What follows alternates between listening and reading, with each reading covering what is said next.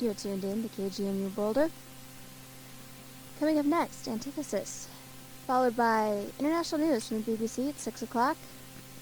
And at 7, hip-hop with the Eclipse Show. It's 5:33. You're listening to 88.5 Boulder.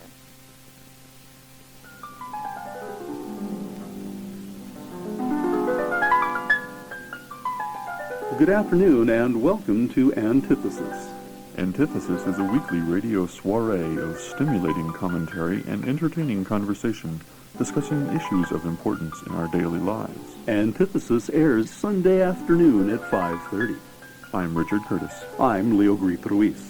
The opinions expressed on Antithesis are the opinions of the person speaking them, and do not necessarily represent the views of the board, staff, or management of KGNU or of us here at Antithesis. because I might not agree with him.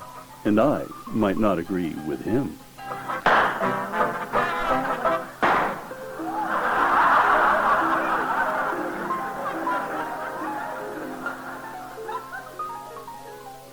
A young white friend of mine cut his hair. He used to wear it long enough that it brushed his shoulders. Then, for reasons I can't get into here, because I don't want to identify him, he cut it short. Now, he says, folks, white folks, act happy to see him in their stores. They are smilingly helpful. Even if he doesn't buy anything, they sincerely invite him to come back. He's been offered interest-free loans from businesses eager to help someone like him, a hard-working young man with a labor-intensive business. I won't say what it is so that no one gets tipped off. Just rest assured that at least one young man is reaping the benefits of bigots thinking that he is as much of a racist as they are, all because of a shave and a haircut. And, of course, he took out his earrings. 15 years ago, I also cut my hair, shaved, and took out my earrings. I've had both ears pierced for over 20 years. I took to wearing sport coat and tie, tweeds and blue jeans, the hip professor look. It worked wonders. Shopkeepers were happy to see me, and sales clerks were endlessly helpful. They never seemed to mind if I didn't buy anything. They'd continue smiling and invite me to come back. I should explain that I speak various English-based languages. I can distinguish between and speak generic country boy, as well as passable Texan and Kentuckian, and, of course, street, hip, and a couple of others. I've also had the radio announcer's grasp of top 40, late-night jazz, mellow classical, and newscasterese. I also speak a half-dozen forms of Spanish. When I'm among Chicanos, I generally speak a different form of English, Cholo Spanglish, than I do when I am in an otherwise lily-white scene. Therefore, when I'd cut my hair, shaved my face, and took out my earrings, I had very important political work to do which called for such subterfuge. I also put on my best white voice, sort of a cross between newscaster and classical. It was amazing. I was doing a lot of radios in those days, so I had a radio tan. I was tanned like a mushroom. My olive skin tones must have had people thinking that I was a slightly tanned white man. In fact, I'm certain that they were sure that I was not a person of color. You know why? Because of the constant barrage of spick and nigger jokes I was subjected to. I mean, if I went into a shop run by blue-collar men, there was a 50-50 chance that one of them, usually someone between the ages of 25 and 35, would tell a gratuitous racist joke as an icebreaker with me, the customer. And if a person of color walked past the shop window, particularly a larger woman, the odds went up. Now, I know that someone out there is thinking, oh, come on now. They didn't tell the joke in order to offend anyone. It was all just in fun. They didn't confuse you for a white man. They just didn't think you'd take any offense because they didn't mean any. Oh, yeah? After a couple of months of looking at these guys and wondering, what makes you think I'm a member of your stupid racist club, I grew a goatee. A sharp edge, no doubt about it, lowrider goatee, and I paid a visit on those very places where I'd heard those jokes. What a difference. Instead of smiles and camaraderie, I got cold, perfunctory service. No more joking around and offers of free coffee at the hardware store, the locksmiths, or at the auto parts. No, If there was free coffee, I had to get it myself. If I needed help, I had to ask. If I wanted advice, tough luck. This was interesting. I made a point of visiting the clothing and gift shops where I'd previously received friendly invitations to come back soon, even if I bought nothing. Wow. Now I got followed around the store at a judicious distance, far enough away to not have to volunteer any help, but close enough to make sure I wasn't shoplifting. What a difference physical, cultural characteristics could make. I'd gone from prince to pariah in 3 weeks. My beard grows slow, real slow. And you know what? I liked it. Yeah, no longer did I have to hear the foul, stupid, prejudiced commentary which passes for the language of commerce, at least among a certain social sector, when they think that they're in the company of their own kind. No longer was there any doubt about how they felt about me and my kind. Now I understand why it is that white anti-racists are always exhorting folks to tell your co-workers that you don't appreciate their racist comments. The difference between how they treated me before and after was an exact measurement of their prejudice. What a relief to banish uncertainty. Unlike so many other people of color whose physical ethnic characteristics are so pronounced that they cannot appear to be Euro-American, I passed over. So here I am to report to all of you, my sisters and my brothers, it sucks on the other side. But if you do have the ability to pass, you could use it to strike a blow against racism. You could be a spy for the cause of racial equality and national liberation. You can cross and reconnoiter. Check it out so that you can know the truth, so that you can bust hypocrisy in the chops whenever it raises its smirking head. You should see the looks on the faces of the self-righteous liberals who, to my face, deny that racism exists, but who register shock and bow down their heads in shame when I recount my time on their side of the color line because they know that I'm telling the truth, that I'm in on the dirty little secret. Like all those owl-faced senators during the Clarence Thomas hearings, acting in mock shock when they heard some of the comments that Anita Hill attributed to Judge Thomas. Why, I never heard such talk. Oh, come on.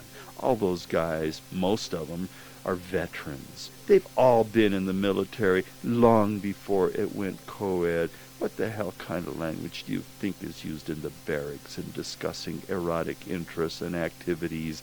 I know, 'cause I was there. Just like I know what goes on when some folks think that they're in a lily-white space. I know, 'cause I've been there. Ah, Leo. Reconnoitering. Leo spying on white people. You got it. Oh, man, watch out. Because he's taking notes. Oh, hey. Recording it twice, finding out who's naughty and nice. You got it. You got it. Uh-huh. Well, yes, I'm so happy to make your acquaintance. Yeah, radio voice. Uh-oh. That's a scary one. You know, I used to have long hair. Uh-huh. And it's obviously not the same experience that you had, but kind of the opposite experience in a way. Because I found that among white people, you know, running around Boulder anyway, on the college campus especially, who wear their hair long, there's a kind of camaraderie. You know, there's a sense of shared values. Well, that used to be the case, but nowadays, you know, nowadays a lot of guys got long hair. That's just proof of the fact they smoke pot and beat their kids. You know, I mean, Lenny Bruce. I think I forget now if it was Lenny Bruce or John Coltrane who said they'll smoke a square that smokes dope is just a square that smokes dope. Well, I haven't had long hair for a number of years, so I don't know. But you know, but that camaraderie was something I found interesting, and I didn't appreciate it until I cut my hair, and it disappeared. So it's sort of interesting because it is analogous in a sense. I mean, people's reaction to you changes based on the length of your hair. If you're going and it hitchhiking, could be positive or negative. A basic rule for cross-country hitchhiking is dress like the person you want to pick you up. Well, wouldn't Wouldn't I've you done prefer to have another deadhead pick you up if you're a deadhead hitchhiking across probably, the country? yeah, well, actually, frankly, my view of most deadheads is that we're talking over their deadheads right now. Not every one of you, but I mean, there's got to be a few of them out there. But let me just say, in general, you know what I'm talking about. I don't think I want to go with you on Far that road out. either. But what I do have a question. Groovy. I do have a different question. Cool. Okay. Far out, man. No, I'm that's just Tommy trying, Chong. I'm trying to far see out, what it would man. be like to hitchhike masquerading as a deadhead, and I don't think I could. Oh, you could do it easy. Yeah. Oh yeah. Well, because you look a little like, when you, especially with the sunglasses on. Pigpen. Yeah. You look a little. No, I was thinking you look a little like Carlos. Oh, Santana. Yeah, and Somebody he actually thought I hangs was with him. them. So Somebody actually thought I was. well, him you one got the time. goatee thing going. He was playing in town. He's a little and more. my wife and I happened to go out to a restaurant. Oh yeah. And yeah, we were dressed up from something else, And after a while, I realized. I mean, they were really being just like lick the floor I walked on obsequious, And It's because you're secretly Carlos Santana. trying to figure out what was going on, and then we realized what it was. I said no. Well, that's a whole other story. But the point We here, did a show once where we figured out that you looked a lot like Ho Chi Minh too, didn't we? Again, that's just because. So you could be hair. Ho Chi Minh, you could be Carlos Santana, and you can be white. You are one flexible guy. But let's talk about hair and values. Have you ever heard of the band Timbuk3? They have a song, Sure. Hairstyles and Attitudes. Are they connected? I think that they're connected. It's funny. See, at one time, I remember going back to the commune that I lived in the 70s and in the early 70s, early mid 70s, and I went back there a few years later for a big party, and I happened to be on the road, and I happened to be I like wearing really corny stuff. I used to wear short sleeve white dress shirts. For no good reason. Oh yeah, and like those green working man's pants, like warehouseman's pants. The kind, those green poplin or something pants. And I had once those lace them down your toe kind of hiking boots got popular. I went out and got a hold of a pair of those bright orange Pete Seeger boots. The kind I mean. Work boots from Sears. Really dangerous combination. Work boots from Sears, with kind of a moccasin toe, which are the opposite. And orange. Yeah, sort with of green orange. pants. Yeah. And a white shirt. And a white short sleeve dress shirt. Yeah. You were hitchhiking? No, I had long hair. Well, I would sometimes. And people would pick you up. Occasionally. And I learned. That's hard to believe. Actually, in those days, I had the other hitchhiker secret weapon, which is a dog. If you have a dog, they think you're safe. Write that down, people. If you're hitchhiking, you should have a dog. Small dog, short toenails. Oh, that's good. Medium-sized dog. Medium-sized. Yeah, medium-sized. Well, if the dog's too small, they won't notice you have right, one. And the dog sits in front of you, and they go, "Oh, he likes dogs. I like dogs," so they pick you up because you have a dog in common. What if you have a cat? I never tried hitchhiking with a cat. I can just imagine like a leash or a with parrot. Some cat. Parrot would probably be good unless they realized that they saw that streak down your back and then realized it came out of the parrot's rear end. Ooh, scary. Yeah, Yeah. it would be bad. Face forward. Yeah. No, but what about hairstyles and attitudes? Well, hairstyles. I went into this party. My sister had given me this shirt that she didn't understand was like so unbelievably retrograde square that I loved it. And because I drove around in trucks and vans and stuff, I had this yellow T-shirt that had a drawing of a van, like equipped with every piece of junk you could attach to a van on it, right? And so it's like peeling out. So and it said "Van Fan." Oh, that's lovely. And lovely. And also, I was wearing a baseball cap, which is long before those became hip styles. This is about 77 or 78. Were you wearing it backwards? No. Oh. Well, Chicanos have always worn that. It just depends on how the sun is, and what you're doing and stuff. But it's always been a part of the Chicano thing to wear those kinds of baseball caps, like the other way around. Right. Headband pulled down a little bit. Yeah. And I was wearing this hat, which I thought was the coolest one of those baseball hats. It was a Packard. It said Packard, not Packer, but Packard, like the car. So here I was wearing a hat for an obsolete, non-existent car, which really got me a lot of looks when I go into car parts instead of Ford or Chevy. So I like that. I was playing with everybody's stuff, and but those hats were specifically a redneck trait, in the mid, like 77, 78, 79. They didn't start being worn Right. by other people until, 5, 10 years later.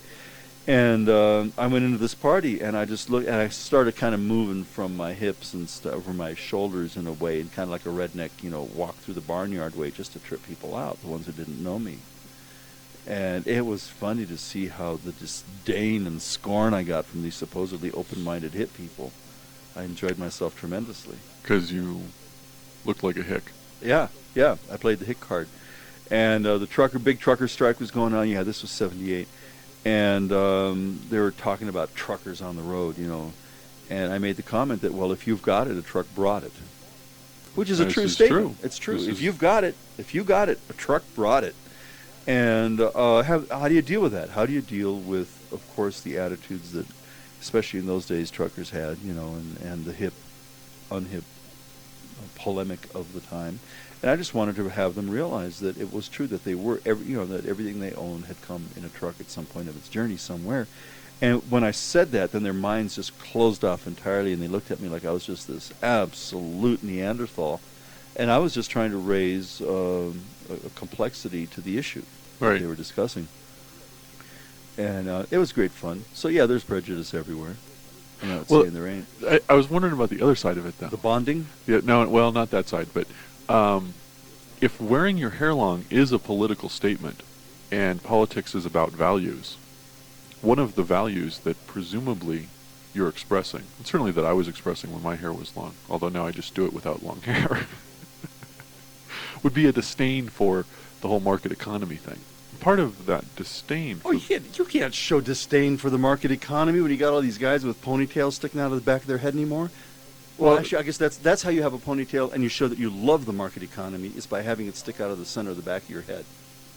Oh. If you have it at the nape of your neck, nowadays, if you have it at the nape of your neck, then you're marginal. But if it sticks straight out of the back of your head. Really? Yeah. Then you didn't show know that. No, you just have long. Oh, yeah. Now I know. Yeah. Now I know. Because that involves stuff like shaving around the base of the neck and getting all the hair layered back there and all this stuff. Yeah. So when it's gathered up that way, then you would have had to have spent some money. Oh, okay. You see, yeah. So I had contradicts the whole thing. But my point is that if you wearing long hair is an expression of a certain disdain for the market economy, which also means a certain lack of respect for the whole capitalist concept of private property, then aren't you more likely to steal something than someone who has respect for private property?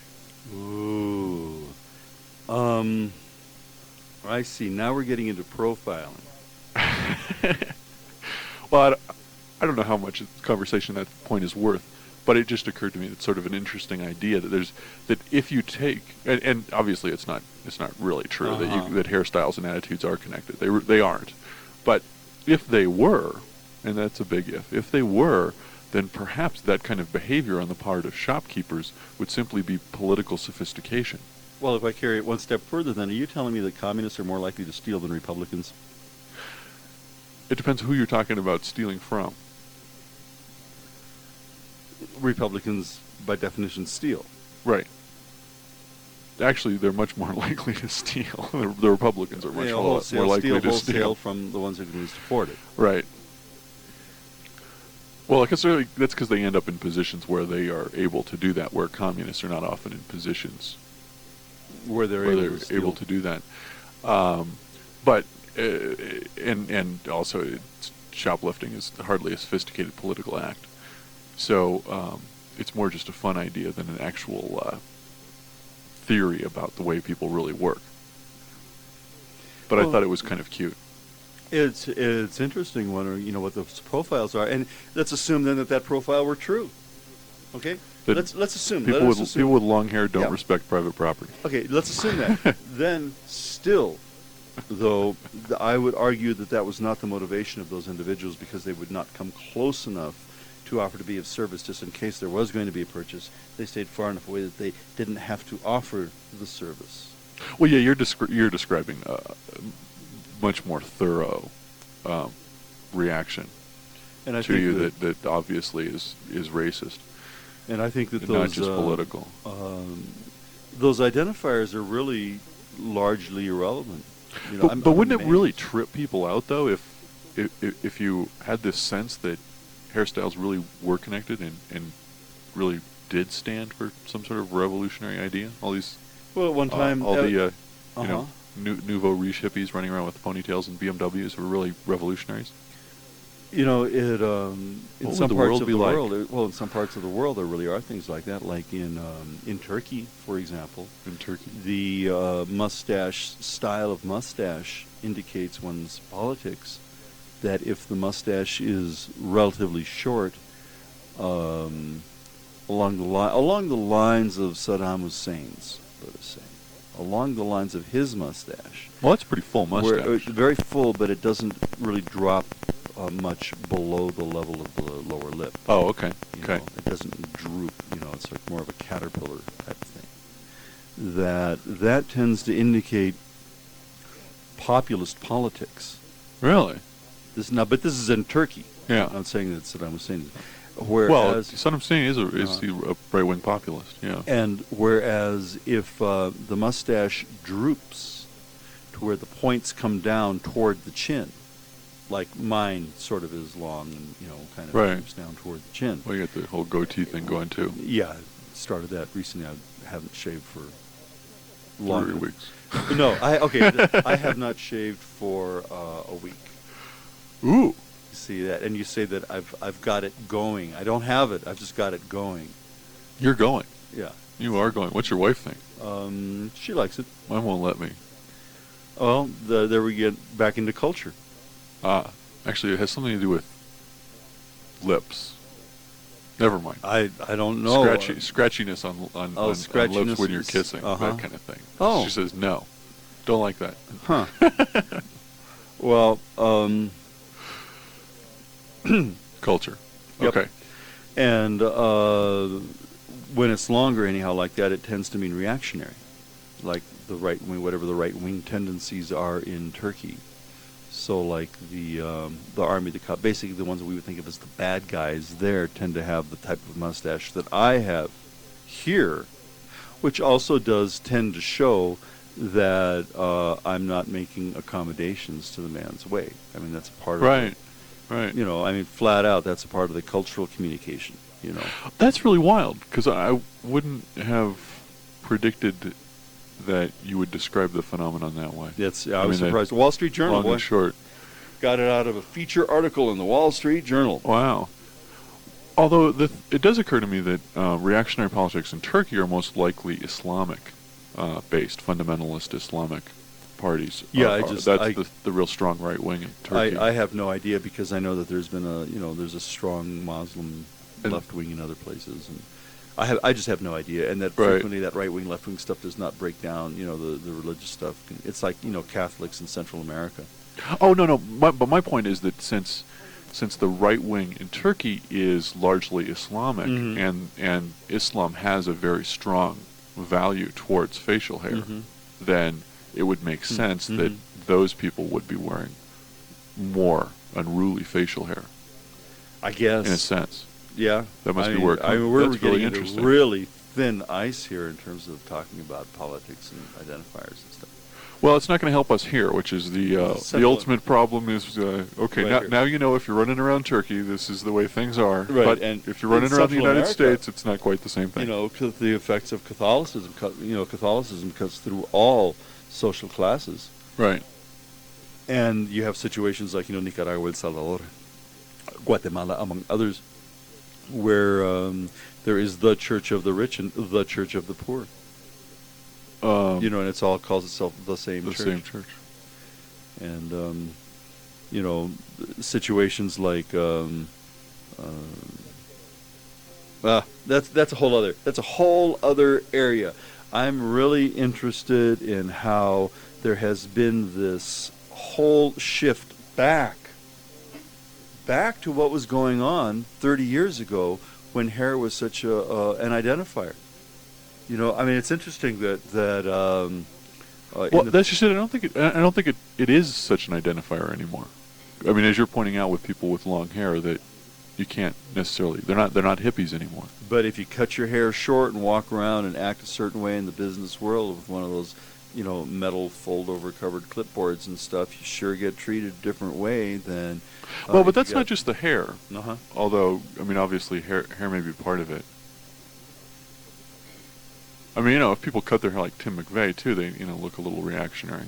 Yeah, Look like, they just got out of boot camp and Mm-hmm. forgot to let their hair grow. Yeah. That was a weird experience, wasn't it? I did the boot camp thing, too. You really? Oh. What service? Navy. Navy? Yeah. Short hair. Ooh, Yeah. Really, When? really short hair. When? That was mid-'80s. I have no idea what the Navy was like in the mid-'80s. I only know what it was like in the mid-'60s. And much the same. Well, actually, but less progressive in the Because 80s. well, see what I did think it was was before I went a little to out of boot camp, control in I the cut 60s. my hair off. I went to the barber shop and I cut my hair off. And I told my barber, Why? regular barber, because if anybody was Did you going to cut pay my money? hair off, no, if anybody was going to cut my hair off, I was going to cut my hair off. And didn't they cut your hair again? Oh, they tried to. All they could do was gouge my head with their clippers. No, I got it down to the skin, bro. Down to the skin. Nobody was going to do that to me. I did it to myself. And I went in there and I sat down in that chair and I took off my hat and the barber turned around and I was like a cue ball. Well, more like a, what is it, a number 3 or something? A little brown one, Anyway. And I think it's a number 4, kind of tan colored. Anyway, I don't remember. no, 3 is red. Oh well, that's appropriate, I suppose, as well. And they never got my head. They never got the military my never got your head. No, never got my head. So I would recommend that highly, folks. If you know any people who, because of the poverty draft, have no choice but to go into the military, I would highly recommend that they cut their own hair before they go. Make a statement. Look Yeah. like a cue ball. Yeah, no, do it, Or a number 2, do it when you whatever. go, so that way they, you at least have buffered yourself against part of the military bonding experience, and you can keep your individuality and keep your own mind and your sanity as you get into what is like crazy. Well, I don't know that I agree with that. I mean, the whole point of the haircut is you're running around boot camp, everybody looks the same. I mean, Yeah. if you went ahead and cut your hair early, that just means you look like everyone else before they looked like that. But you did But it you're to still, yourself. but you still You look did like them in the end. But see, it's not the looking like. No, I what understand it's for the personally, but- it's the humiliation of the bonding experience, or the bonding. Well, of there's the certainly part of it, humiliation yeah. experience. Yeah, more likely. That The seems balding, much the more, balding experience. Much more Hey, experience. give us an email. We Familiar. want to hear an email communication from you at ocotl at AOL.com. Or give the station a call at the comment line, 447-9911. Because we'd glad to We hear would from like you. to hear from you. Yeah, we'd like very much to hear from you. Thank you very much for listening. And, You've been listening to Antithesis, a yeah, weekly Richard- feature on KGNU, 5:30 to 6 on Sundays. And we both have hair. At least a little. And we could actually talk for a while. We still got, a little bit of time left. You mean talk about hair? I don't know, talk about it. Is there anything else you'd like to talk about? Well, did we discover that you agreed with me about hairstyles and attitudes not being connected? No, I tend to think that hairstyles and attitudes are connected. Are I just connected. think that we have lost track of exactly what the code is because it's gotten much more complicated than it was in the 60s and the 70s. When you just knew. Yeah. In those days, you just knew. I remember if you drove around, man, with long hair, and flashing a peace sign out your window, everybody else with long hair would flash a peace sign out your window. 1969, if you saw somebody with long hair on the street, 68, and they were eating something, you could count on they'd give you at least a third of it, if not half of it, right off the top, maybe the whole thing if you ask, because they might have another one. But no more. No more. Now they might be driving a BMW. Yep, with a ponytail sticking out of the back of their heads. That's why they got that hole under the neck rest, Oh! so your ponytail can stick out. Okay, now we know. I wondered about that. They do that with Saabs, too. Yep. All the expensive ones, only the best. Well, folks, we'll see you later. Take care of yourselves and keep your powder dry. Tune in next week at 5:30 when Richard and Leo will evaluate various celebrities' political stances based on their hairstyles. Well, I hope not. Anyway, you're listening to KGNU Boulder, 88.5 FM with transitor K260AC in Fort Collins, Colorado at 99.9 megahertz.